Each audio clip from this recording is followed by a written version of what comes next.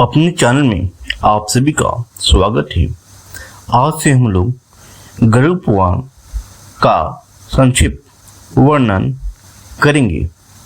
गरुड़ पुराण का अध्याय 1 से लेकर अध्याय 16 तक का अध्ययन हम लोग करेंगे।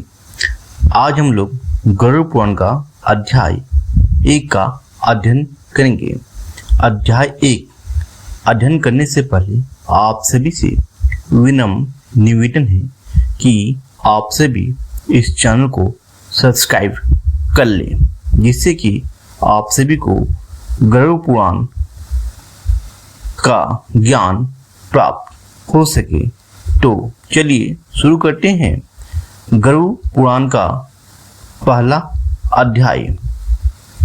धर्म ही जिसका सुदृढ़ मूल है, वेद जिसका स्कंध तना है, पुराण रूपी शाखाओं से जो समृद्ध है, यज्ञ जिसका पुष्प है और मोक्ष जिसका फल है, ऐसे भगवान मधुसूदन रूपी पादप जैसे वृक्ष सबको आश्रय देता है, वैसे ही भगवान भी अपने चरणाविद में आश्रम देकर सबकी रक्षा करते हैं। इसलिए भगवान मधुसूदन को यहाँ पादप वृक्ष की उपमा दी गई है। कल्प वृक्ष की जय हो। देव क्षेत्र नैमिषारण्य में स्वर्गलोक की प्राप्ति की कामना से शौकानदी ऋषियों ने एक बार सहस्त्र वर्ष में पूर्ण होने वाला यज्ञ प्रारंभ किया। एक समय प्राप्त काल के हवनादि कृत्यों का संपादन करके उन सभी मुनियों ने सत्कार किए गए। आसनासीत सूत जी महाराज से आदर पूर्वक यह पूछा। स्टोर ने कहा, हे सूत जी महाराज, आपने सुख देने वाले देवमार्ग का सम्यक निरूपण किया है। इस समय हम लोग भयावह यम मार्ग के विषय में सुनना चाहते हैं। आप सांसारिक दुखों को और उस क्लेश के विनाशक साधन को तथा इस लोक और परलोक के क्लेशों को यथावत वर्णन करने में समर्थ हैं, अतः उसका वर्णन कीजिए। सूत जी बोले, हे मुनियों, आप लोग सुनो। मैं अत्यंत दुर्गम यम मार्ग के विषय में कहता हूँ, जो पुण्यात्मा जनों के लिए सुखद और पापियों के लिए दुखद है।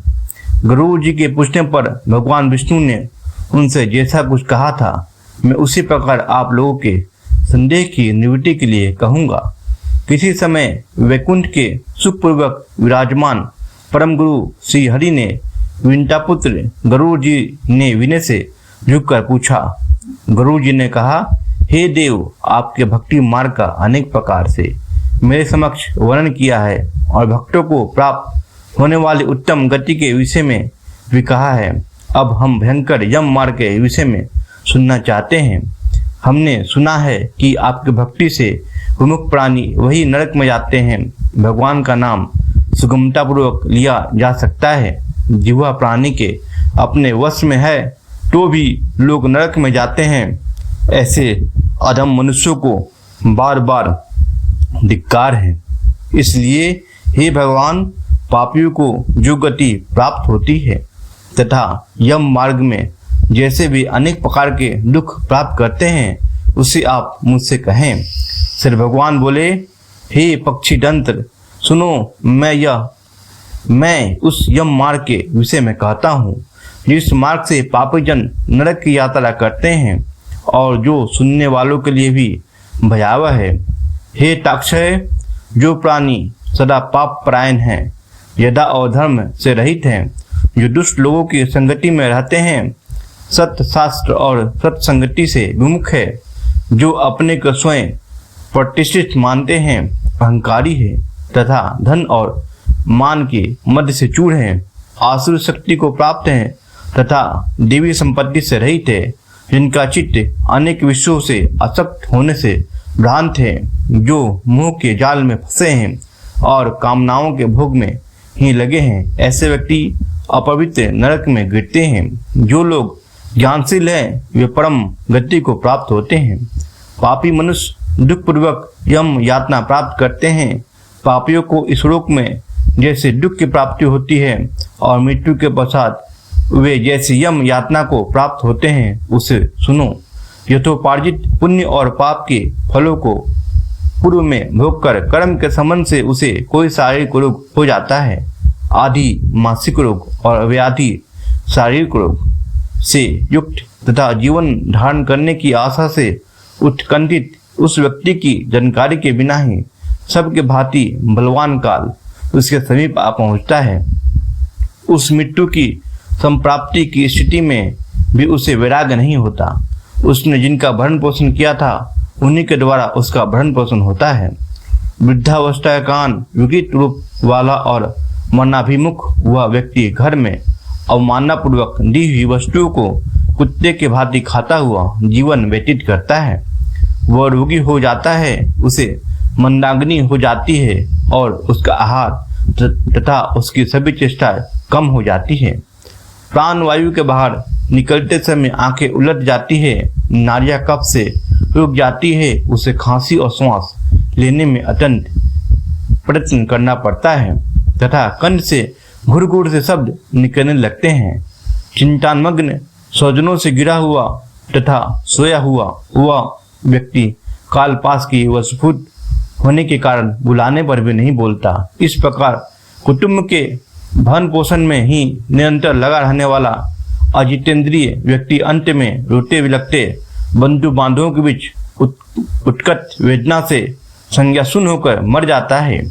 हे गरुड़, उस अंतिम क्षण में प्राणी को व्यापक दिव्य दृष्टि प्राप्त हो जाती है, जिससे वह लोक परलोक को एकत्र देखने लगता है।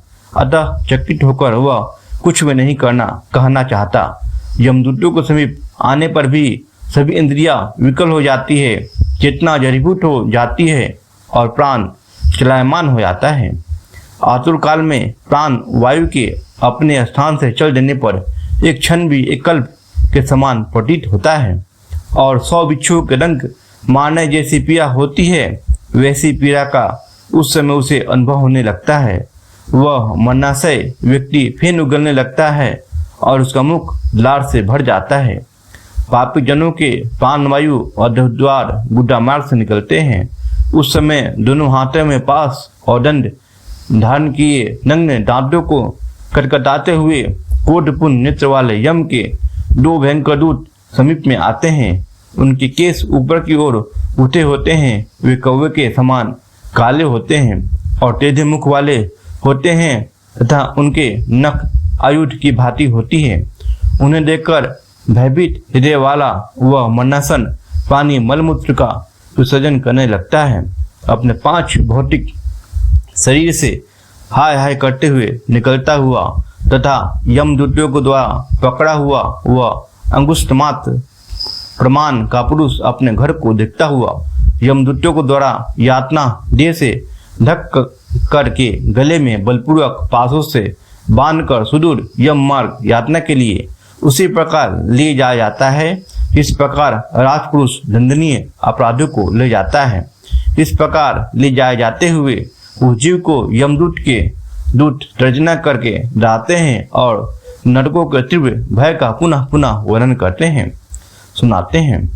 यमदूत कहते हैं, अरे दुष्ट श्रीग चल, तुम यमलोक जाओगे। आज तुम्हें हम सब कुम्भीपाक आदि नरकों में शीघ्र ही ले जाएंगे। इस प्रकार यमदूतों की वाणी तथा बंधु बांधवों का रुदन सुनता हुआ वह जीव जोर से हाहाकार करके विलाप करता है और यमदूतों के द्वारा प्रताड़ित किया जाता है। यमदूतों की तर्जनाओं से उसका हृदय विदीर्ण हो जाता है, वह कांपने लगता है।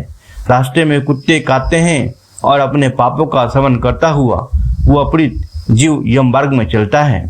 भूख और प्यास से पीड़ित होकर सूर्य दावानग्नि एवं वायु के झोंकों से संतृप्त होते हुए और यमदूतों को द्वारा पीठ पर कोड़े से पीटे जाते हुए उस जीव को तपी हुई बालुका से पूर्ण तथा विश्राम रहित और जल रहित मार्ग पर असमर्थ होते हुए भी बड़ी कठिनाई से चलना पड़ता है। थक कर जगह जगह गिरता और मूर्छित होता हुआ वह पुनः उठकर पापी जनों की भांति अंधकारपूर्ण यमलोक में ले जाया जाता है। 2 अथवा 3 मुहूर्त में वह मनुष्य वहां पहुंचाया जाता है और यमदूत उसे घोर नरक यातनाओं को दिखाते हैं। मुहूर्त मात्र में यम को और नारकीय यातनाओं के भय को देखकर वह व्यक्ति यम की आज्ञा से आकाश मार्ग से यमदूतों के साथ पुनः इस लोक मनुष्य लोक में चला आता है। मनुष्य लोक में आकर आपदी वासना से बद्ध वह जीव देह में प्रविष्ट होने की इच्छा रखता है, किंतु यमदूतों द्वारा पकड़कर पास में बांध दिए जाने से भूख और प्यास से अत्यंत पीठ होकर रोता है। हे तासद, वह पाटकी प्राणी पुत्रों से दिए हुए पिंड तथा आतुर काल में दिए हुए दान को प्राप्त करता है तो भी उस नास्तिक को तृप्ति नहीं होती। पुत्रादि के द्वारा पापियों के उद्देश्य से किए गए श्राद्ध दान तथा श्रद्धांजलि उनके पास ठहरती नहीं। अतः पिंड दान का भोग करने पर भी वे क्षुधा के व्याकुल होकर यम मार्ग में जाते हैं। जिनका पिंड दान नहीं होता वे पेट रूप में होकर अल्प प्रयत्न निर्जन वन में दुखी होकर भवन करते रहते हैं। सैकड़ों करोड़ कल्प बीत जाने पर भी बिना भोग किए कर्म फल का नाश नहीं होता और जब तक वह पापी जीव यातनाओं का भोग नहीं कर लेता तब तक उसे मनुष्य शरीर भी प्राप्त नहीं होता। हे पंछी, इसलिए पुत्र को चाहे कि वह 10 दिनों तक प्रतिदिन पिंड दान करे। हे पक्षी क्षेत्र श्रेष्ठ, वे पिंड प्रतिदिन 4 भागों में विभक्त होते हैं। उनमें 2 भाग 2 प्रेत के देह के पंचभूतों की पुष्टि के लिए होते हैं, तीसरा भाग यमदूतों को प्राप्त होता है और चौथा भाग से उस जीव को आहार प्राप्त होता है।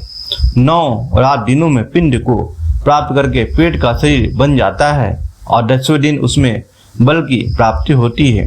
हे खग, मृत व्यक्ति के देह के जल जाने पर पिंड के द्वारा पुनः 1 हाथ लंबा शरीर प्राप्त होता है, जिसके द्वारा वह प्राणी यमलोक के रास्ते में शुभ और शुभ कर्मों के फल को भोगता है। पहले दिन जो पिंड दिया जाता है उससे उसका सिर बनता है। दूसरे दिन के पिंड से ग्रीवा, गर्दन और स्कंध कंधे तथा तीसरे पिंड से हृदय बनता है। चौथे पिंड से पृष्ठभाग पीठ, 5वें से नाभि, 6ठे तथा 7वें पिंड से क्रमश कटी, कमर और गुहाग उत्पन्न होते हैं। 8वें पिंड से उदर, उरु, जांघें और 9वें पिंड से जानू, घुटने तथा पैर बनते हैं। इस प्रकार 9 पिंडों से देह को प्राप्त कर के 10वें पिंड से उसकी सुधा और तृष्णा, भूख प्यास ये दोनों जागृत होती है। इस पिंडजन शरीर को प्राप्त करके भूख और प्यास से पीठ जीव 11वें तथा 12वें 2 दिन भोजन करता है। 13वें दिन यमदूतों के द्वारा बंदर की तरह बंधा हुआ वह प्राणी अकेला उस यम मार्ग में जाता है।